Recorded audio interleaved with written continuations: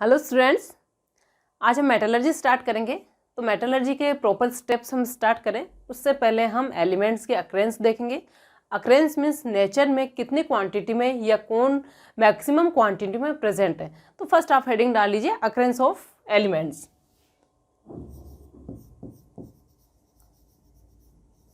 Occurrence of elements.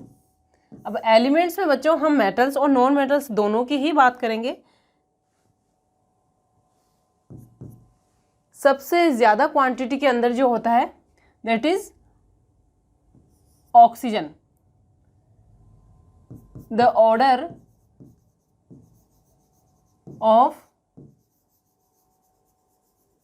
Elements occurrence thereafter silicon. इसको इस तरह से नहीं लिखना आपको। Oxygen is greater than silicon, silicon is greater than aluminium, thereafter iron, then calcium, then sodium, potassium, magnesium, hydrogen. हम सारे एलिमेंट्स या सारे मेटल्स नॉन मेटल्स की बात हम नहीं करेंगे। आपसे क्वेश्चन पूछा जाता है कि मैक्सिमम कौन है, देन मैक्सिमम नॉन मेटल कौन सा है, मैक्सिमम मेटल कौन सा है। तो सबसे पहले बच्चों यानी जो अर्थ के ऊपर मैक्सिमम हम एलिमेंट्स में मेटल और नॉन मेटल दोनों की बात करें तो मैक्सिमम अमाउंट होती है ऑक्सीजन की। ध्यान रखिएगा, maximum amount of element, element की बात करिएगा। मैक्सिमम अमाउंट इन एलिमेंट्स, इसी सीरीज से हम आंसर निकालेंगे। Oxygen,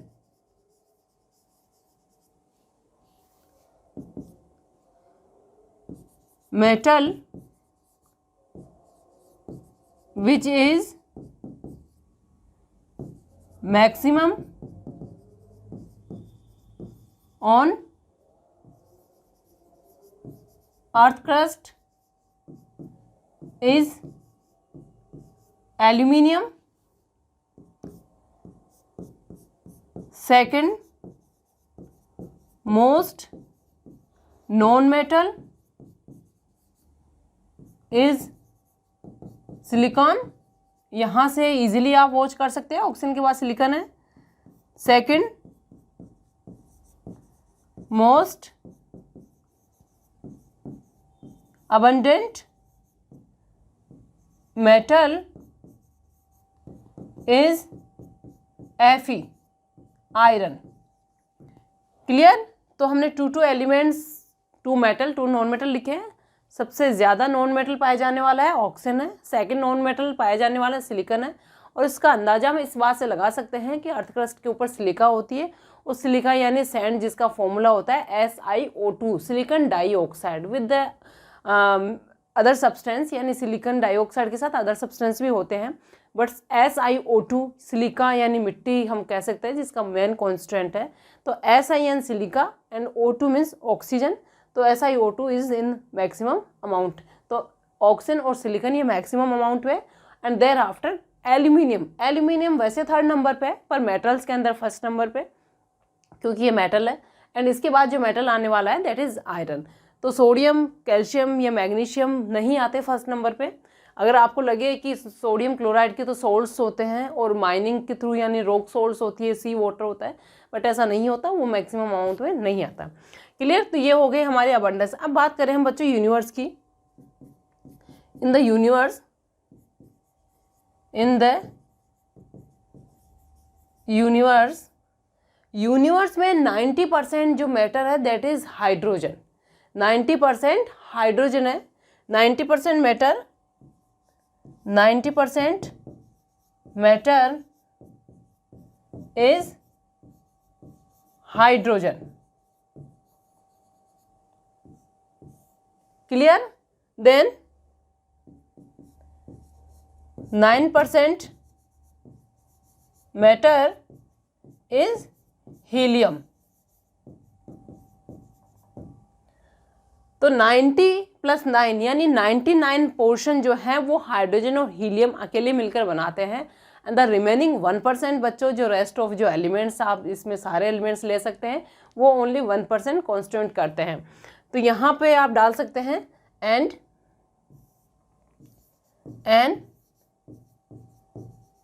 remaining 1%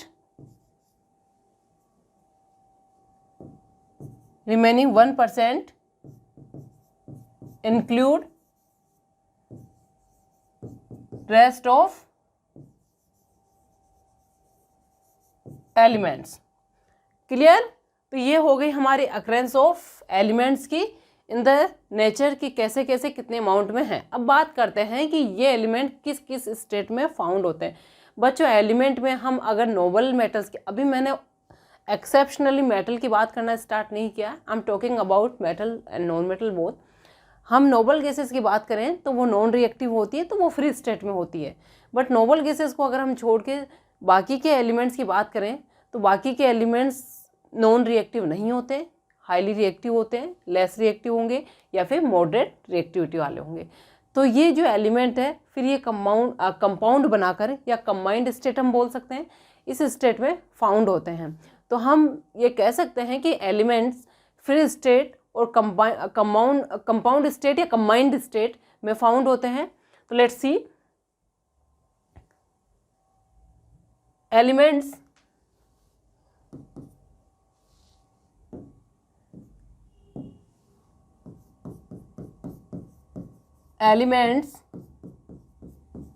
are found in both free state and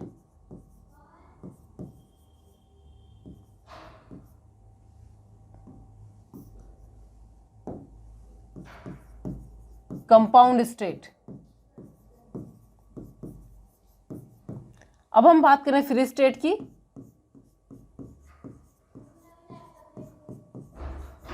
free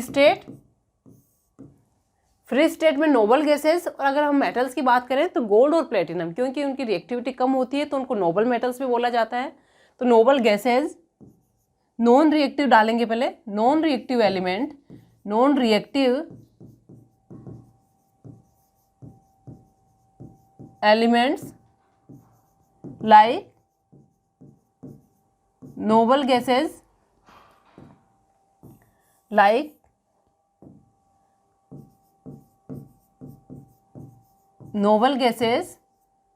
helium, neon, argon, krypton, etc. and noble metals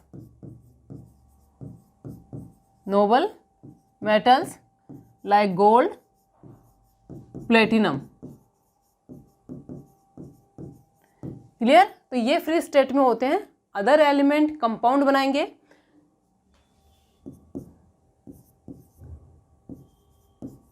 combined state,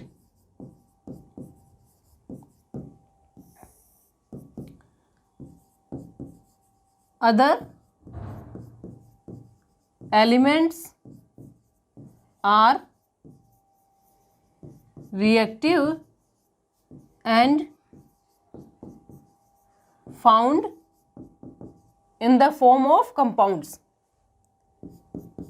in the form of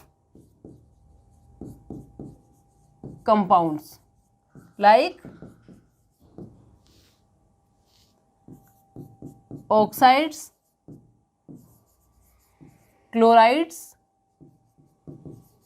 chloride में NaCl well known है, sulphides, carbonates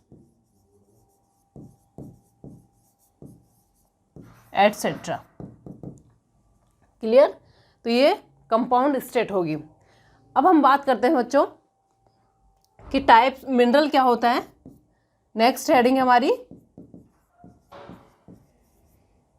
mineral, यानी जो elements हमें free state में या combined state में earth crust से मिल रहे हैं, तो उसी को हम फर्दर कंटिन्यू करेंगे मिनरल, और यहीं से हमारी जो मेटलर्जी है वो कंटिन्यू होगी।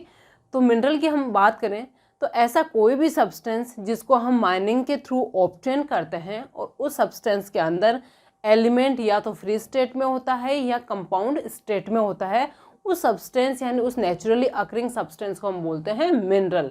तो नेचर से कोई भी सब्सटेंस जिसको हम माइनिंग के थ्रू ऑब्टेन करते हैं और जिसमें कोई भी एलिमेंट फ्री स्टेट या फिर कंपाउंड स्टेट में होता है, दैट इज कॉल्ड मिनरल। तो mineral is a natural occurring substance, A naturally occurring substance in which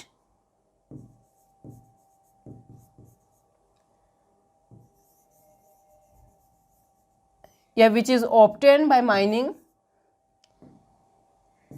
which is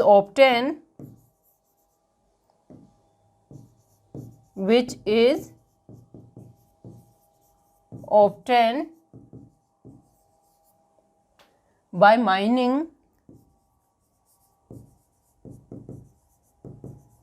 and contain element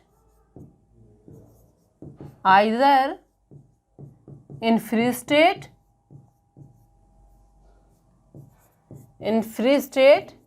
or in compound form. तो ये हो गया हमारा एलिमेंट के साथ जो कंपाउंड मिनरल फॉर्म में फाउंड होता है। अब बच्चों मिनरल्स के अंदर जो एलिमेंट है या उसका कंपाउंड है, ये ऐसा तो नहीं है कि बिल्कुल प्योर फॉर्म में प्रेजेंट होता है, तो इसके साथ कुछ इम्प्योरिटीज़ होते हैं, जैसे क्ले हो गया, सैंड हो गई, या लाइमस्टोन के पार्टिकल्स हो गए, अदर जो अर्थी मटेरियल्स हैं वो इसके साथ प्रेजेंट हो सकते हैं एज ए इम्प्योरिटी।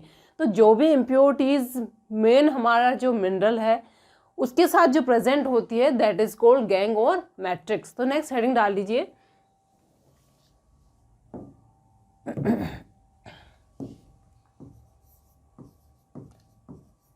गैंग और मैट्रिक्स।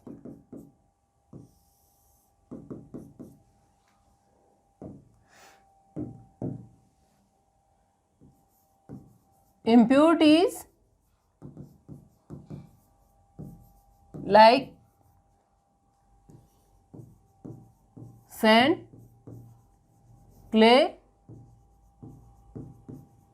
मार्बल, यानी मार्बल डायरेक्ट मार्बल नहीं लिखेंगे हम, कैल्शियम कार्बोनेट,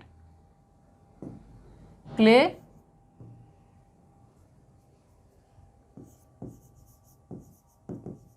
कैल्शियम कार्बोनेट और phosphates are which are associate या which are present with which are associated with mineral are known as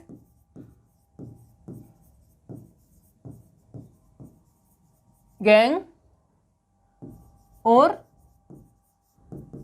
matrix. क्योंकि ये word जो है जब हम मेटलर्जी स्टार्ट करेंगे या मेटलर्जी का प्रोसेस हम करेंगे उस टाइम ये वर्ड्स बार बार आपके सामने आने वाला है, गैंग और मैट्रिक्स, क्योंकि वहाँ पर आपको यह नहीं डाला जाएगा कि impurities impurities impurities, that means gang और मैट्रिक्स जो वर्ड है उसका मीनिंग हमें पता होना चाहिए। तो इम्प्योरिटीज़ जो कि मिनरल के साथ प्रेजेंट है that is called as the gangue और matrix. Now next is ore. अब बच्चों माइनिंग के थ्रू मिनरल हमें मिलता है, तो जनरली बच्चों के दिमाग में क्वेश्चन होता है कि जिस मिनरल को हमने ऑब्टेन किया है उससे पर्टिकुलर कोई मेटल हमें मिलने वाला है। मेटलर्जी का प्रोसेस जो है, मेटलर्जी हमने बोला है तो जनरली मेटल के लिए ही है। Metal, different type of metals हम एक्सट्रैक्ट करेंगे। अब यहाँ पे सबसे पहले दिमाग में और वर्ड की जगह मिनरल आता है कि मिनरल हमने माइनिंग के थ्रू ऑब्टेन किया, उसी से कोई मेटल मिलने वाला है, डेफिनेटली मिलने वाला है। बट अगर सपोज कीजिए कोई मिनरल ऐसा है जिसमें कि मेटल की अमाउंट बहुत कम है और उस मिनरल को एज इट इज़ हमें यूज़ नहीं करना है, उसमें से मेटल को एक्सट्रैक्ट करना है, फिर यूटिलाइज करना है। सपोज कीजिए कि कोई एल्यूमिनियम का ओर है, तो हमें एल्यूमिनियम का और ऑक्साइड भी हो सकता है या कुछ और हो सकता है, तो हमें एज इट इज़ हम उसको यूटिलाइज नहीं कर सकते, हमें उसमें से एल्यूमिनियम को निकालना है। अब एल्यूमिनियम को निकालना यानी एल्यूमिनियम निकल कर जब हमारे पास प्योर फॉर्म में होगा तो उसकी कितनी कॉस्ट है, और हमने उसको निकालने की जो प्रोसेस है उसके ऊपर हमने कितना स्पेंड कर दिया।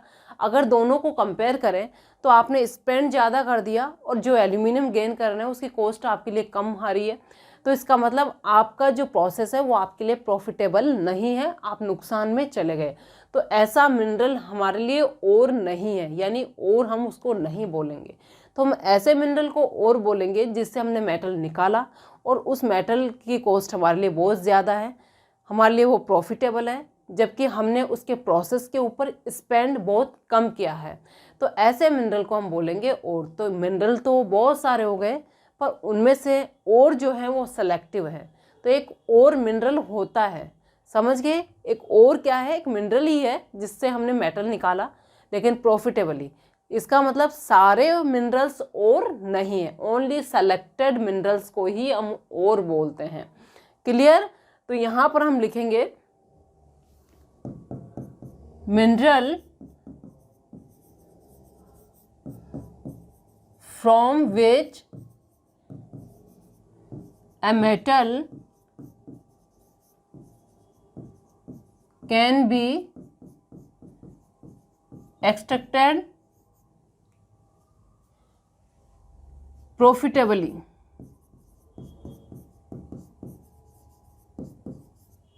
is called ore.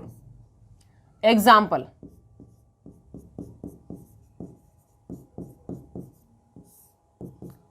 there are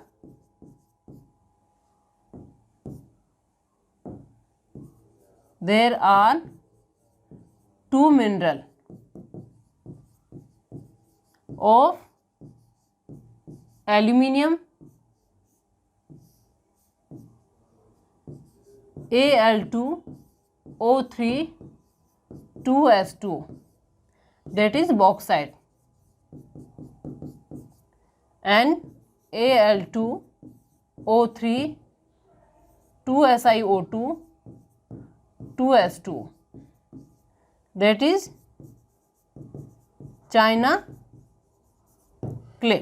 तो मैंने आपके सामने एल्यूमिनियम के टू मिनरल्स, अभी मैं मिनरल वर्ड यूज़ कर रही हूँ, मिनरल लिखे हैं, that is Al2O3 2SiO2, that is called bauxite. And इसमें SiO2 नहीं है, ओनली 2s2 है, and that is Al2O3 2SiO2 2s2। यहाँ पर SiO2 नहीं है, नीचे SiO2 है, तो जिसमें SiO2 नहीं है वो बॉक्साइट है और जिसमें SiO2 है वो चाइना क्ले है।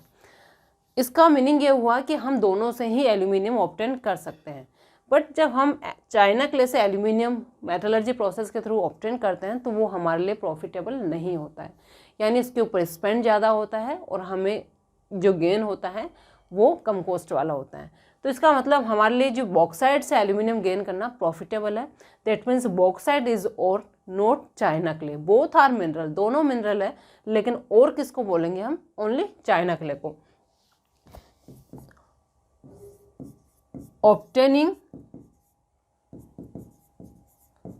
aluminium from bauxite is profitable